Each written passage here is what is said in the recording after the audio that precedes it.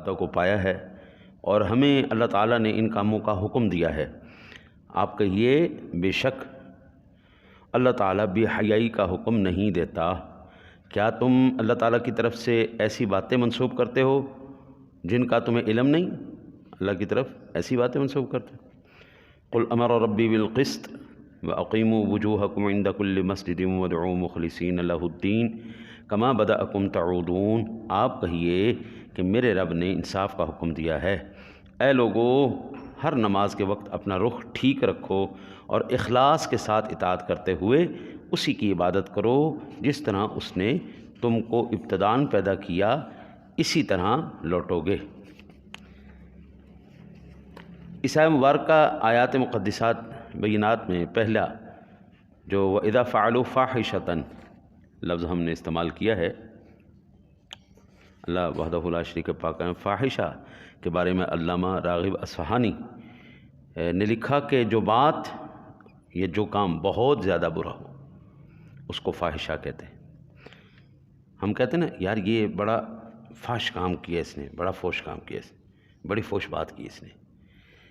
فحشا، فاحشہ یہ ایک ہی معنی میں استعمال ہوتے ہیں۔ المفردات کے اندر انہوں نے نقل کیا۔ علامہ ابن اسیر جزری المتوفیٰ 606 ہجری نے لکھا کہ ہر وہ گناہ اور معصیت جس کی برائی زیادہ ہو اس کو فحش کہتے ہیں اور فحشا اور فاحشہ کہتے ہیں۔ ہمارے دستور کے مطابق ہمارے معاشرے کے اندر فاحشہ زنا کے معنی میں بہت زیادہ مستعمل ہے، اور امام مجاہد نے کہا کہ فاحشہ سے مراد زمانہ جاہلیت میں مشرک مردوں اور عورتوں کا برہنہ طواف کرنا، اس فاحشہ سے مراد یہ ہے۔ مکے کے مشرک مرد اور عورت کیا کرتے تھے؟ ننگا طواف کرتے تھے۔ یہ آیہ مبارکہ بتا رہی ہے، جب ان سے پوچھا گیا یہ کیا بات ہے بھائی، یہ کوئی انسانیت ہے، یہ کوئی اخلاق ہے کہ آپ ننگا ایک عبادت خانے کا طواف کر رہے ہیں؟ تو وہ کہتے تھے کہ جناب ہمیں تو اس بات کا پتہ نہیں ہے، ہم تو یہ جانتے ہیں کہ ہمیں یہ بات ہمارے باپ دادا نے بتائی ہے، ہمارے باپ دادا نے ہمیں یہی سکھایا ہے۔ اور دوسری بات وہ یہ دلیل دیا کرتے تھے کہ یہ اللہ تعالیٰ نے جو ہے وہ ان کو حکم دیا تھا، اللہ تعالیٰ نے حکم دیا تھا، اس لیے ہم ان کی تقلید کرتے ہوئے ننگا طواف کرتے ہیں۔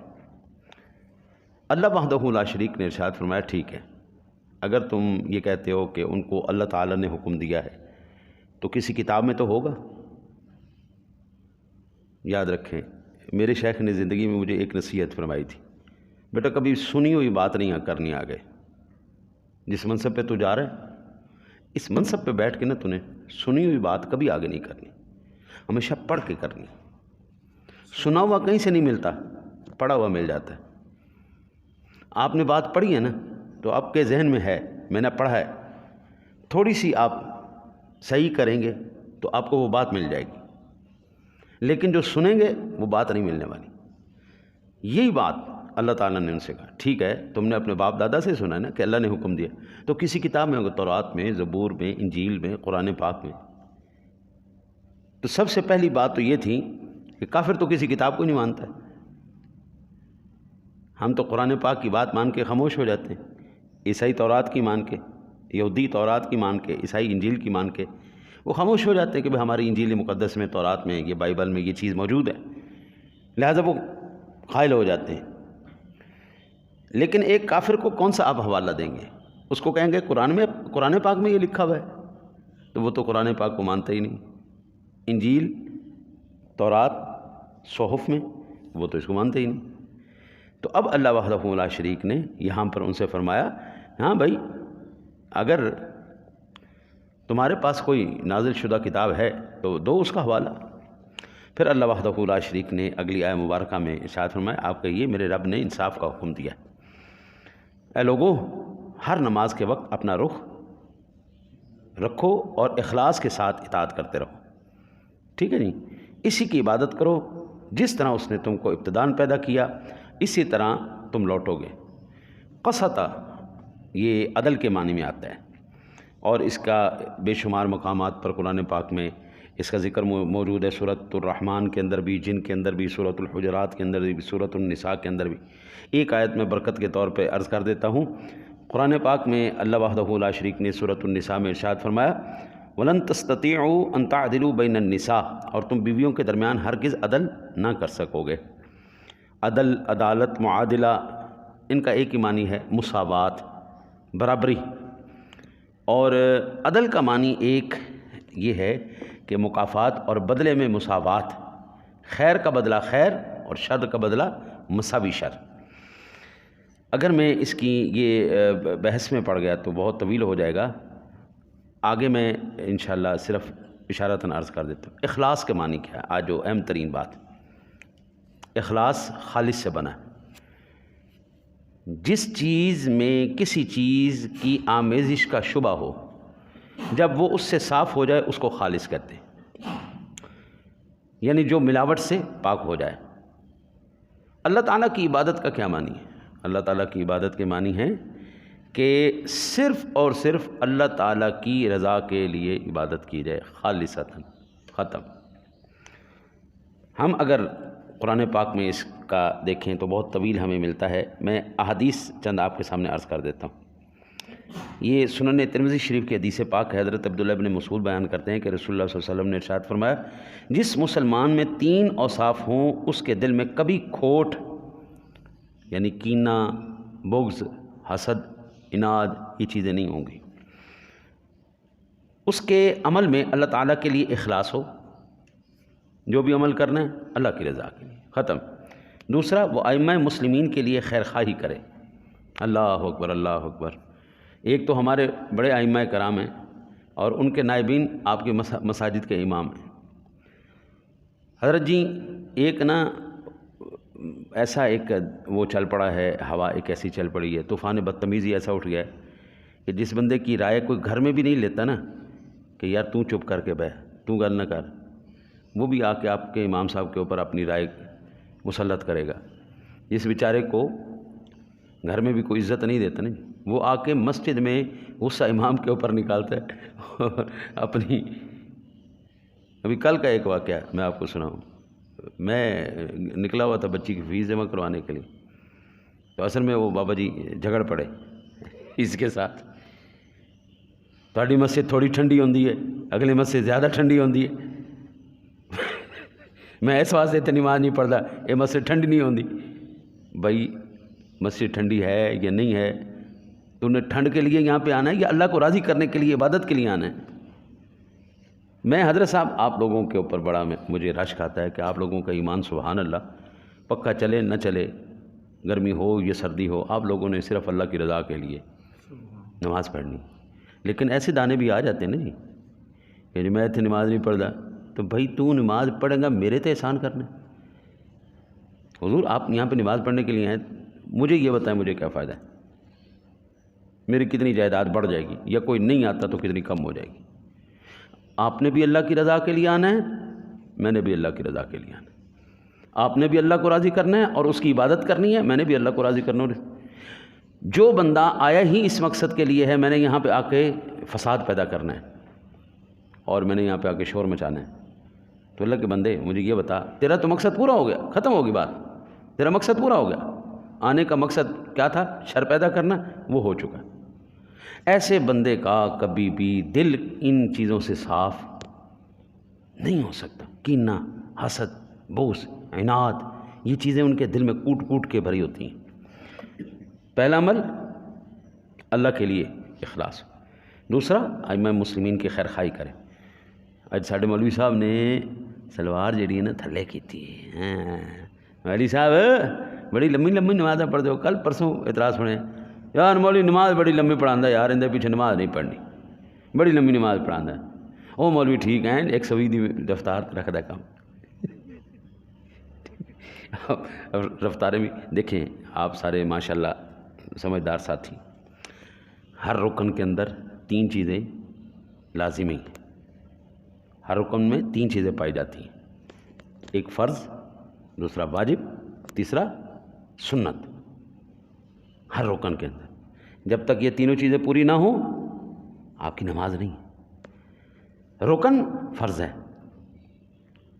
قیام فرض ہے، رکوع فرض ہے، سجدہ فرض ہے، قعدہ خیرہ فرض ہے۔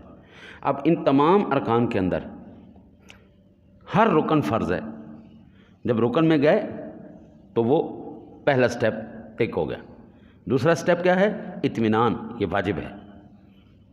یہ نہیں کہ گئے تھے اللہ اکبر سمع اللہ لمن حمدہ، اللہ اکبر اللہ اکبر، بس سویٹ لگی ہوئے، نہ، اطمینان واجب ہے۔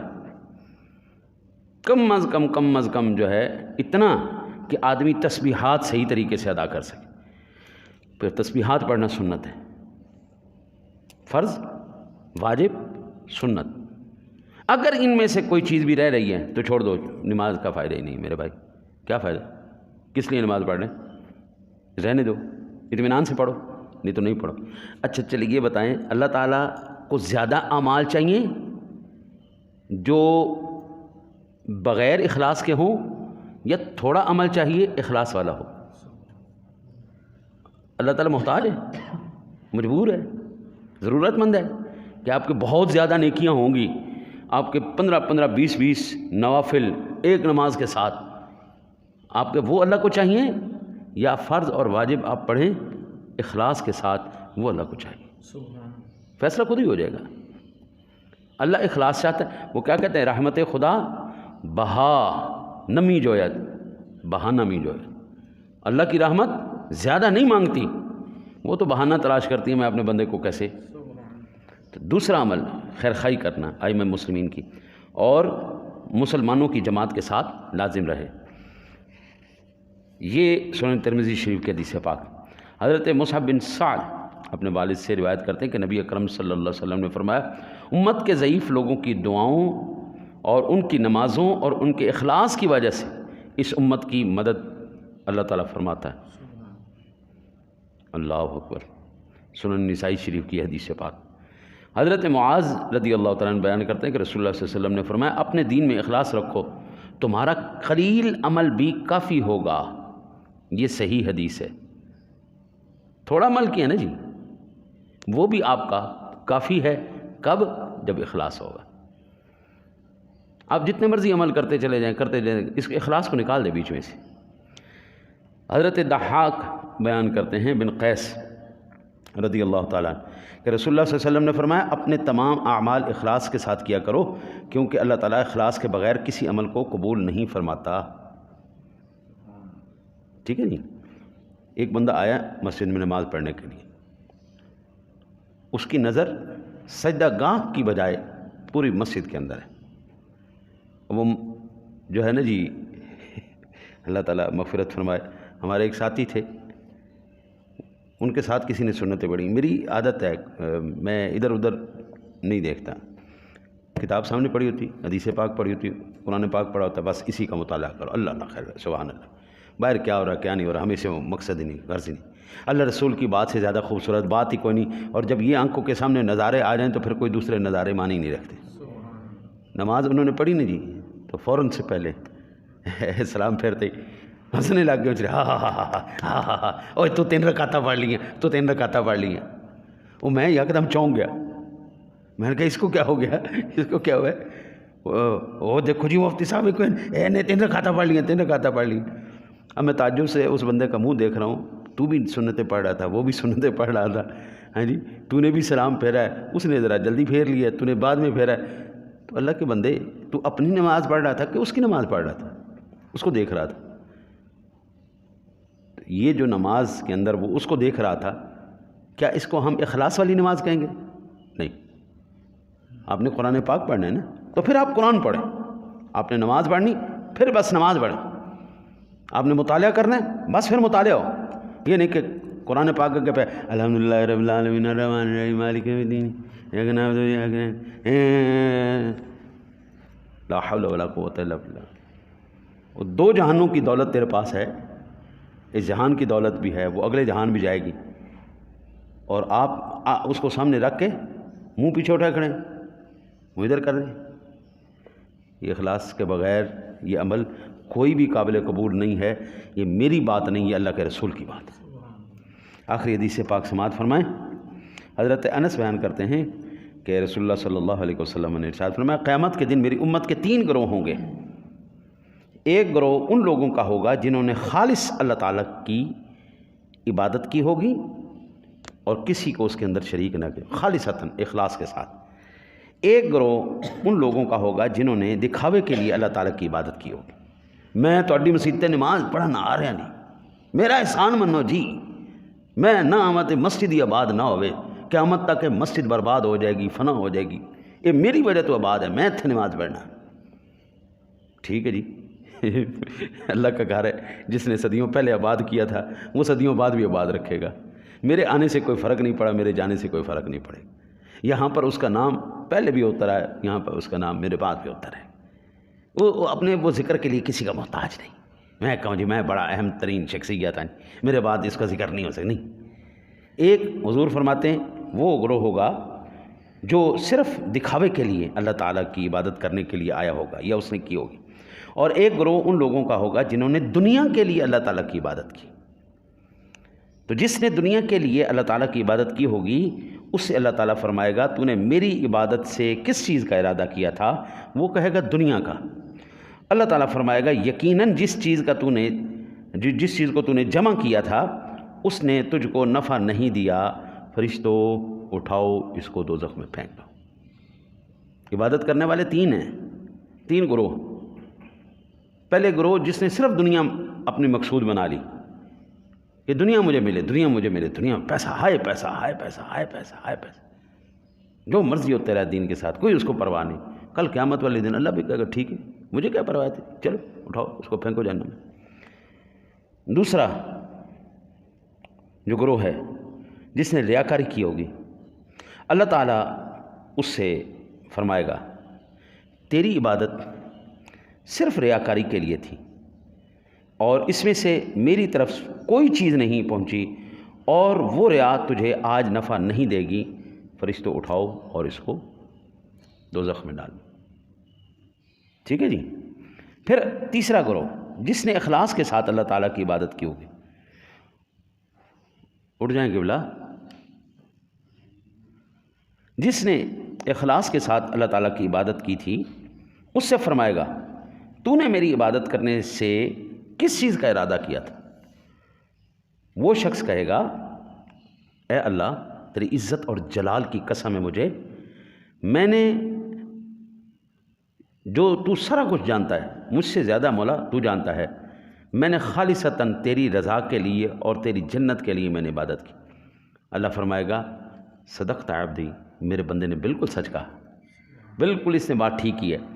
اور اللہ تعالیٰ ارشاد فرمائے گا فرشتوں اس کو جنت میں داخل کر دو۔ حافظ ہیشمی نے اس روایت کو نقل کیا ہے۔